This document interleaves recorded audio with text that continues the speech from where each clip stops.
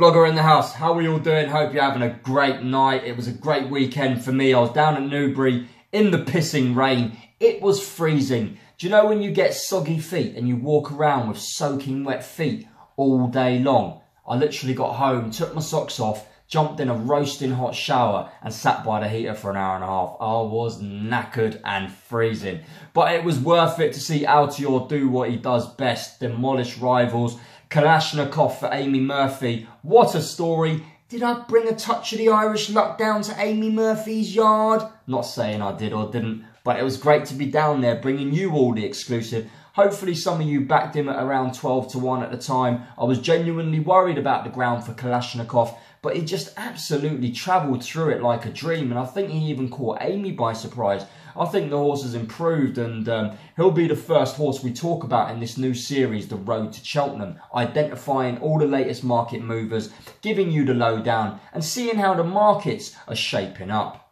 We're only 30 days away from the festival now, and let's face it, it's getting fairly fucking exciting. I can't wait to hear the Cheltenham roar.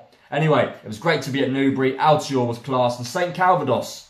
Woo! I told you all about this horse for a while now. He is special. Even money draw in the week.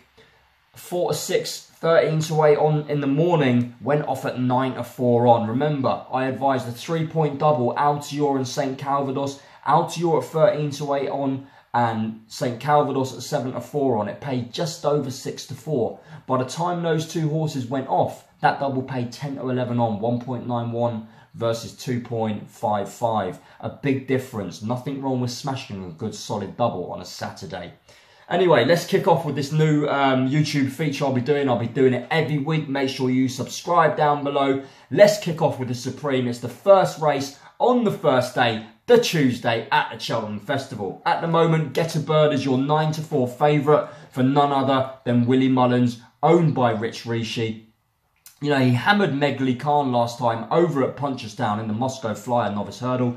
Was very impressive, but Meghli Khan's form has slightly tapered off, and I'd be a bit dubious about that. Carter McKay was up to, I think, 3 miles next time out, so he's clearly no 2-mile horse. I would not be in a hurry to back Willie's there. Next up in the betting is Sam Crow, highly unlikely to run, more than likely to go for the Ballymore over 2 miles and 5. Next in the betting is Kalashnikov for Amy Murphy. Now, she's always said he's going to be a far better horse on better ground. He's a big, powerful horse. That race at Newbury's a rough, tough handicap hurdle. He took on serious, older, potentially well-handicapped horses that day and demolished them. It would have taught him how to be a street fighter. He would have learned how to hurdle that little bit faster. You'd have to think at the 8 to 1 available all across the boards, Kalashnikov is looking like the each-way play at this stage. The 10s has all gone from tomorrow. He's come in from 16 to 1. He's now 8 to 1. Co-third favourite in that is Harry Fry's horse, If the Cap Fits. Again, you know, he hasn't done that much. He's won 3 novice hurdles. 2 of them have been pretty soft races at odds on. At Kempton last time, he put up a good performance on Boxing Day, but he hasn't really shown that he's capable of mixing it or beating the best. So the movers there, Kalashnikov 16 to 1, down to 8 to 1. I think he's still a big each-way play at this stage. Get a Bird for me wouldn't be a back at 9 to 4, far too short on what he's achieved, although Willie Mullins is an outstanding trainer for the Supreme Novice Hurdle. Let me know who you think is the value at this stage for the Supreme on day 1 of the Cheltenham Festival.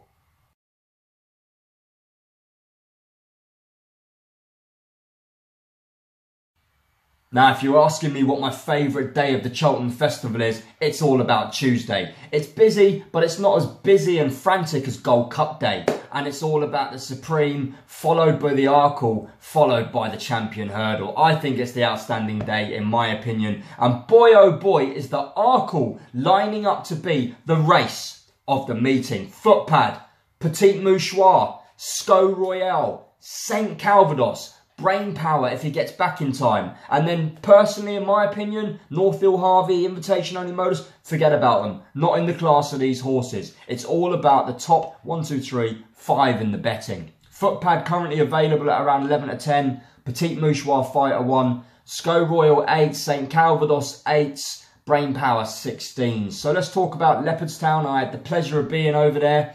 We all knew Petit Mouchoir wasn't going to be 110%. Henry de Bromhead left a little bit to work on after the injury, and he's going to go back now, ready for the Arkle to take on Footpad. Footpad was uber slick that day, does what he does well, he tracks the pace, he quickens, and he jumps really, really well for a novice. Footpad at 11 to 10, would you back him at this stage? No, I don't think so. Would you back Petit Mouchoir? Well, I did tip him up at the start of the year, I think at around 12 to 1 anti-post. And at 5 to 1, he's a viable each way bet, because I'm sure he'll probably go off a bit shorter on the day.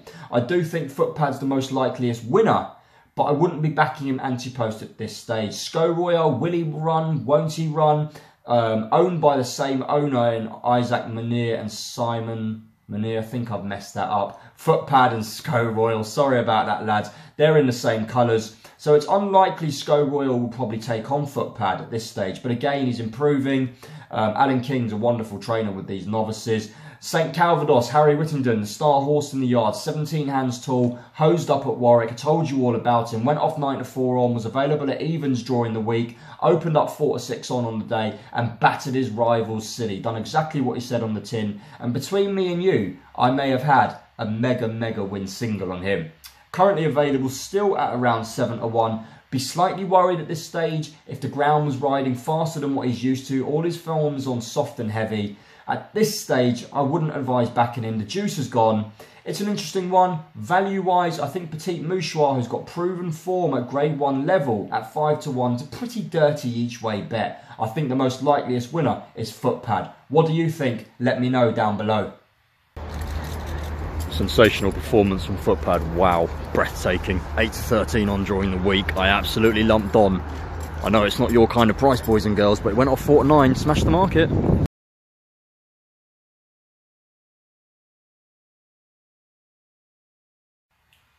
So Forheen the Machine was back in action after pulling up at 6 to 1 on, and I was over at Leopardstown. I saw the machine. He looks as gorgeous as ever, but the spark isn't there, and you've got to accept that fact. I saw loads of people on Twitter saying, oh, at 8 to 1 he's a great bet. How's he a great bet when he couldn't even beat Super Sunday?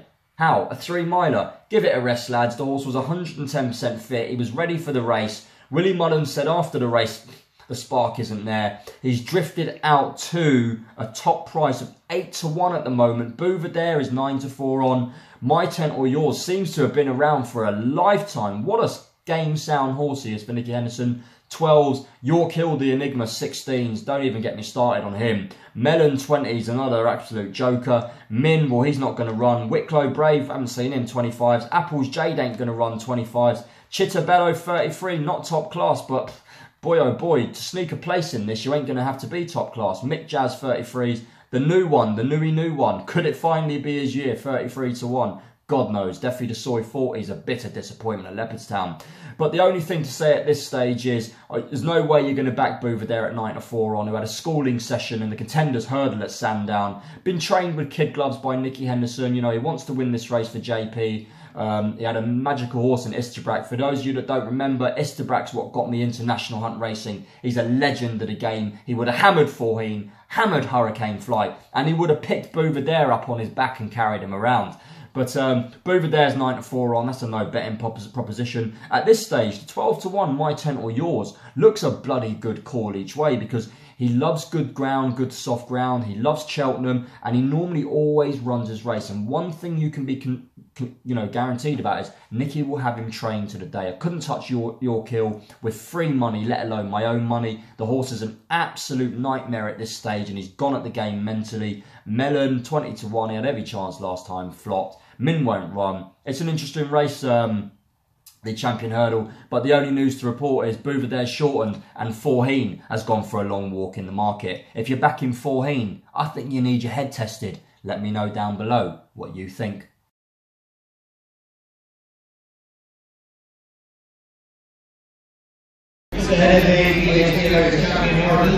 There he is, Forheen the Machine, looking very well. Interesting to see what he does today.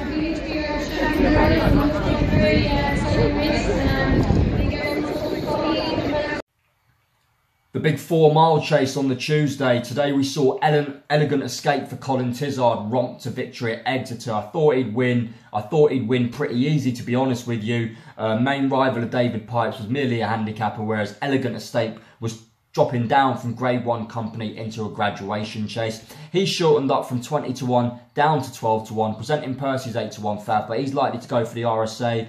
Maldini could run in that, he's 10s. Monbeg Notorious, who hosed up in that big handicap a few weeks ago for Gordon Elliott, he's 14 to 1. But the mover in the National Hunt Chase is Elegant Escape.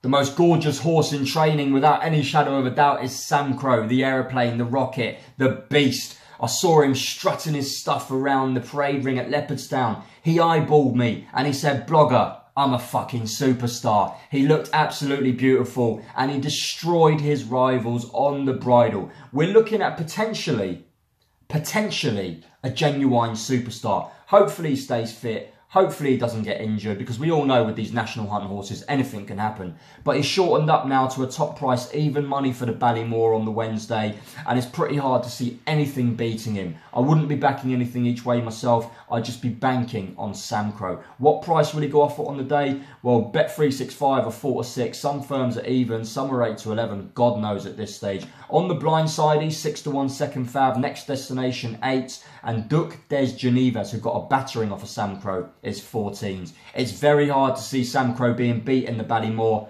Michael O'Leary spent 350 grand. Very well there, in my opinion. Looks the horse of a lifetime, and boy oh boy, is he going to be tough to beat. The Coral Cup saw OK Corral win at Kempton for Nicky Henderson, and the form was Jesus, I've got tongue tied. The form was franked at Newbury yesterday, when What's Wrong With You also went on to win again, because he beat OK Corral last time. Well, OK Corral is now your 12 to 1 favourite for the Coral Cup. There's a load of Corrals going on here, and Coral's just doing my nuts in. But Jenkins second fav at 14s. Bluette Rouge, who was second in the big Betfair hurdle, he's 16s. OK Corral, a market mover for the Coral Cup.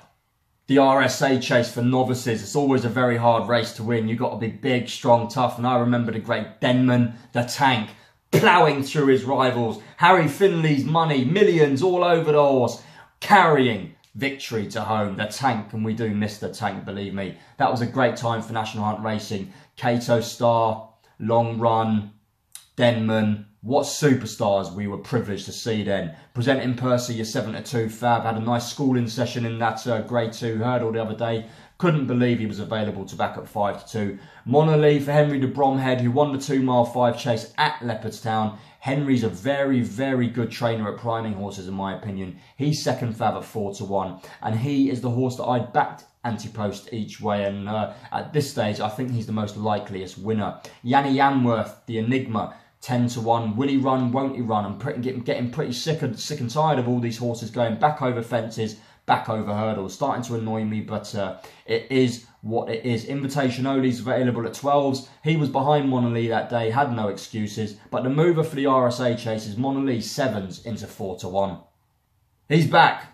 Altior is back. Make no mistakes, he wasn't 100%, but he didn't need to be to laugh at Pulatalug. He's an absolute genuine superstar, and it was great to see this boy back in action.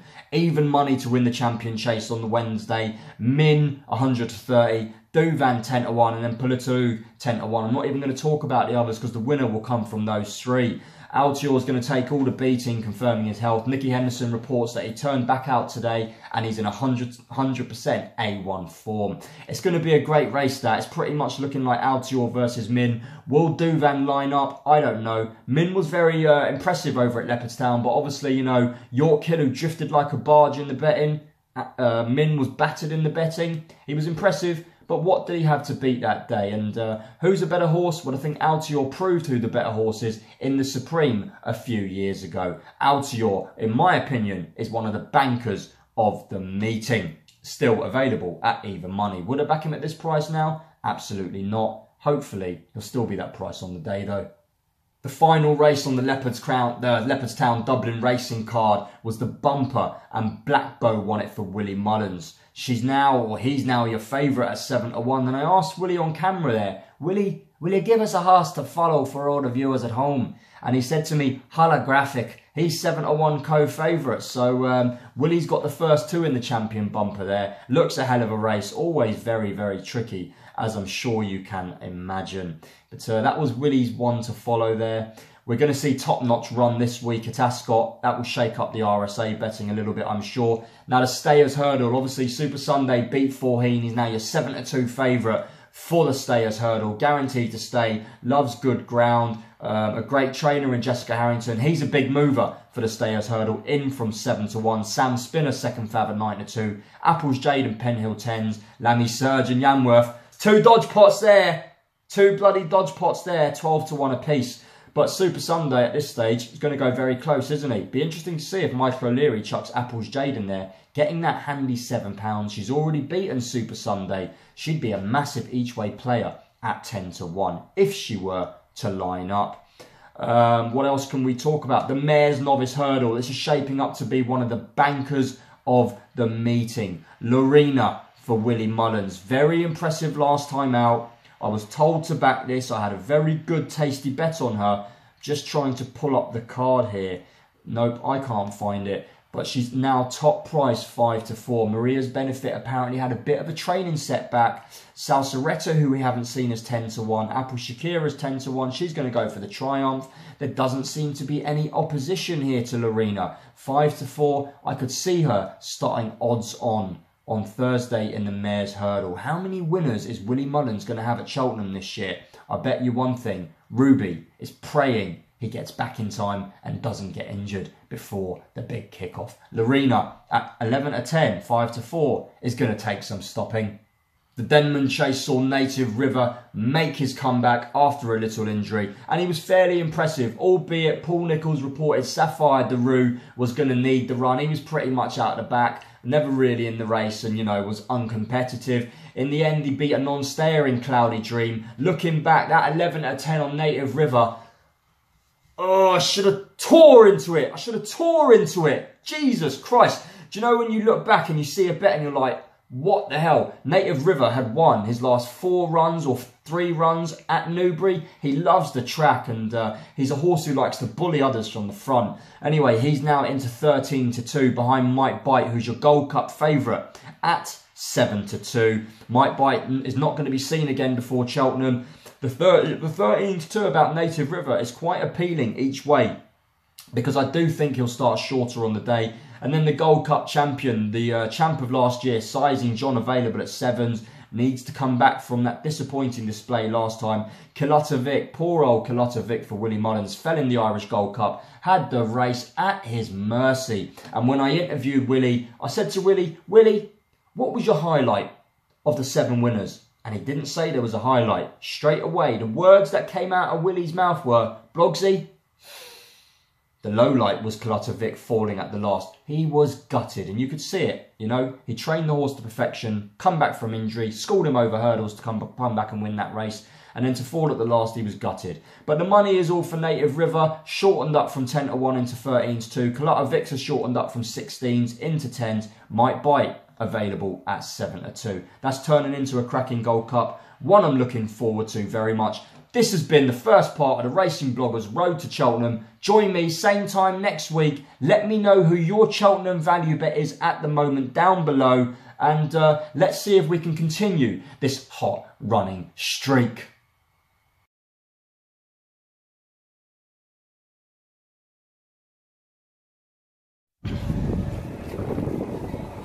Yes! Come on, Amy! Well done. Legend. I tell you what, my low light was Kilutta Vic, I think, just falling in the last. That was very disappointing, yeah. Right, and Min was back to his electric best, but at the same time, York Hill, the Enigma, slightly disappointed. The pros and cons? Well, I don't know what we're going to do with York Hill. We'll go home and have a think about it, but Min was very good. He was super. Yeah. And like, I know everyone bugs you about Forheen the whole time. He got beat there. What would your views be going forward to the champion hurdle now? Well, if he just the little spark returns, he'll be fine. I think he's very He's not far off. He just needs a bit of spark, that's all. And finally, Willie, a horse.